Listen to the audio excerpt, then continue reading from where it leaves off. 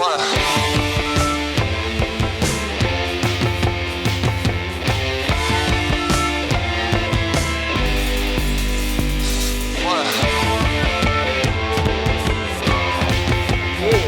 completely blanked out there. Yeah, it was pretty funny. Yeah. Buona Fremi D Central. My name is Henry Hushke. And my name is Gabe Howard. Welcome to today's edition of Front and Central. Today we will be covering the recent talent show, a town hall meeting featuring Michigan's new governor. Plus, we'll have the second edition of Trojan Top Dog. Hey Henry, what's up with the shirt you're sporting? This, dear Gabe, is a special Trojans versus everybody shirt. You can pick one up right now in the lunchroom for only $10. Wow, better get one on Monday then. Last Thursday, Central held a talent show that was amazing. There were more than 20 different acts. Sit back, relax, and enjoy the show. Just a snap. Okay, ready? Now watch. 1, 2. Now see how it jumps? And is that your sign card? Yes.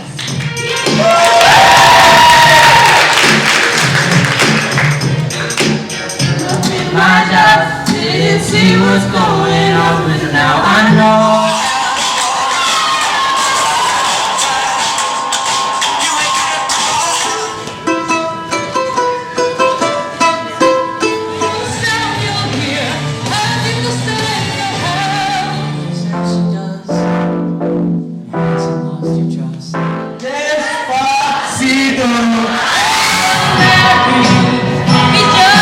There's a house we can build, every room inside.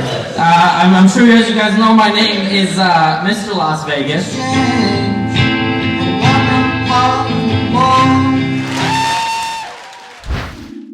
Last Thursday, the new governor of Michigan came to Traverse City for a town hall meeting.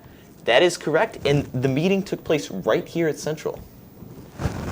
Michigan Governor Gretchen Whitmer came to Traverse City Central to present her new budget for 2019 to Traverse City residents. The new budget features increased spending on roads, education, retirement tax cuts, and a new tax on gas. Traverse City residents, as well as Front and Central, had the opportunity to ask the governor about her plan. Student journalists from local middle and high schools had the opportunity to attend a news conference with the governor prior to her town hall meeting. People under my budget. That is the biggest, because every legislator went to a school at one point in their life. They all think they're experts in schools. And so rarely do they actually listen to teachers and administrators and to live and to raise a family. It means that we've got a lot of work to do. And I'm asking you all to join me in welcoming her. Warm welcome from Traverse City.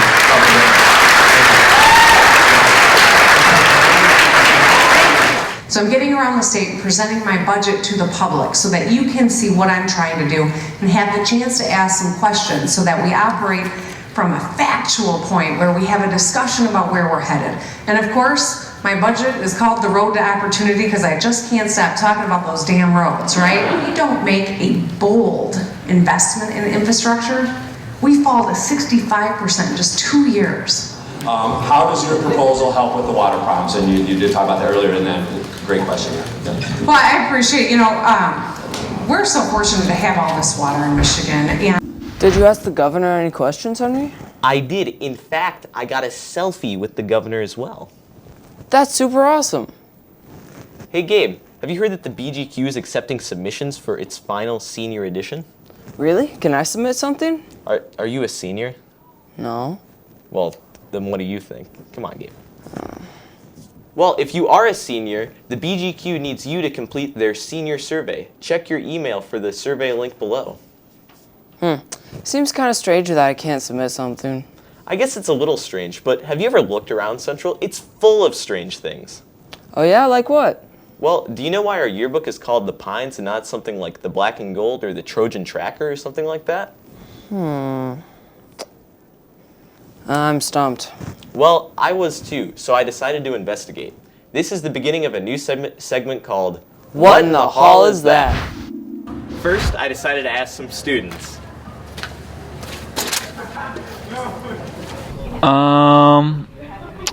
Is it because there's pine trees over there? I'm not sure. It may have something to do with maybe the student paper of it at NMC is like the white pine maybe? I don't know. It's just like the tree. Because, I mean, we're surrounded by woods that way. We're surrounded by the woods area, and pines is also another thing that Michigan is sort of about, besides like cherries and apples and stuff like that. Okay, so why Central Yearbook is called Pines is because what color is our school? Yellow. What color are pineapples? Yellow. Pineapple minus apple, pines. It seems like the students don't know why it's called the Pines, so maybe their governor does. I went and asked Ike Battle why he thinks the yearbook is called the Pines. On the grounds, there's huge pine trees that surround the southeast perimeter. I don't know. So it seems like the governor doesn't know, so maybe the best authority on books does, the librarian. My assumption is that it's called the Pines because the white pine tree grows in this area. It's unique to this area, or revered, I should say, in this area. And this whole area here with the high school and the college has a lot of white pine growth. And I believe that the NMC mascots, in fact, at one point were called the Pines, or the White Pines, or something to that effect. We should double check that. But, so that's my guess.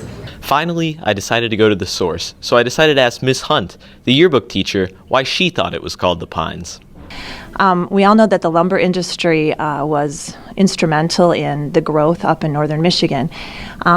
The yearbook was actually called the Black and Gold prior to 1912. It was 1912 was the first edition of the Pines. We're in our 107th volume this year, and that the lumber industry was really booming in the late 1800s into the 1900s, and it's storied that the last pine tree in this area was cut down as part of lumbering in 1911.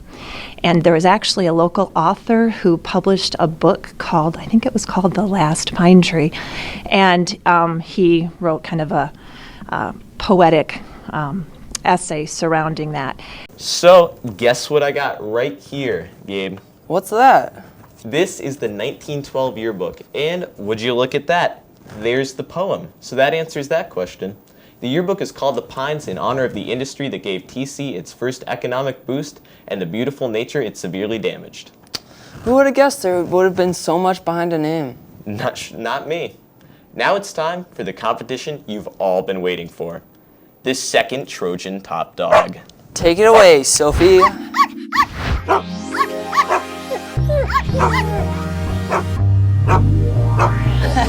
I just came that way. Hello Trojans, and welcome back to round 2 of Trojan Top Dog. We have a fresh lineup of contestants today. Mr. Hester, do you have any prior experience in architecture by any chance? Nope. None at all? None at all. Okay. And then, what are your feelings about heights, Ms. Kosh? I have no problem with heights. That will roller be coasters. Very helpful for today. Okay. And Mr. Barron, what would you say is your favorite way for students to study? I would say collaboratively. Okay. One of my personal favorites is index cards. So, Sunny, can you bring them out, please? So, you'll be using these today to create the tallest paper scraper that you can in under a minute. Okay. There will be no blowing, knocking over of towers, no man-made earthquakes, please. And so you have 1 minute, and I'll leave it to you guys. And you can do it in any way you want. You have 1 minute, 3, 2, 1, go.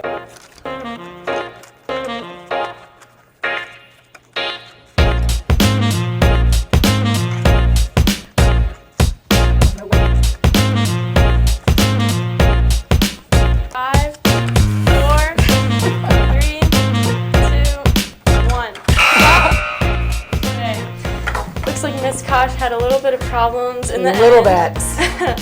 See, these are pretty close. We might need to get out the meter stick. So Mr. Hester, your scraper measures up to about 17.5 inches. Okay. Congratulations. And Mr. Barron, let's see.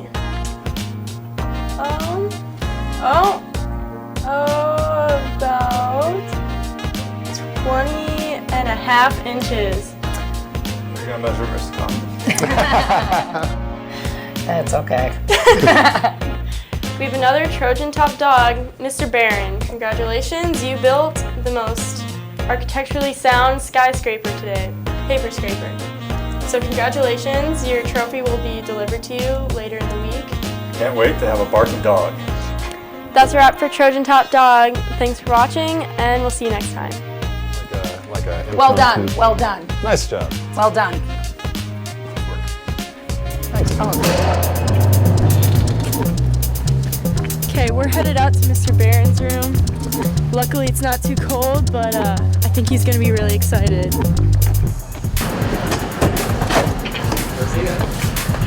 Hey, Mr. Barron. Got a prize for you. You got a prize. Yeah. Wow. This is for you.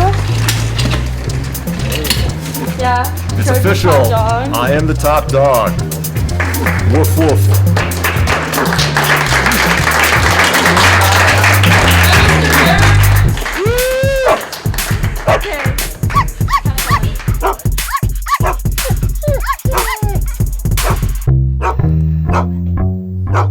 Congratulations to all the teachers who competed in this edition of Top Dog. Here are some comments students had about these teachers.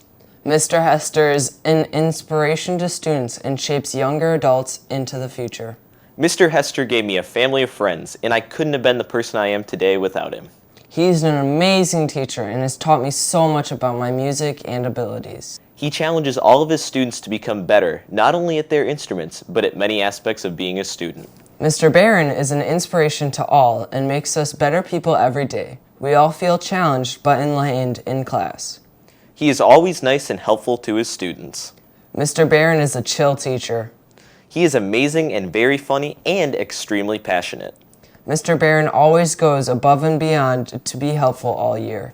Mrs. Kosh is the best flippin' teacher ever, and she really helped me grow academically. Not to mention, she's a super kind person.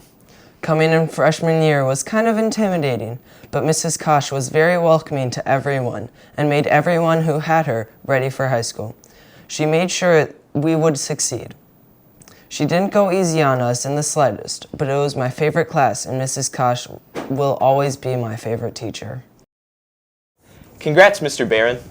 We'll be seeing you in the championship round. That's going to do it for today's edition of Front and Central. Tune in next time to learn about prom and get some updates on the Central sports scene. A bientôt.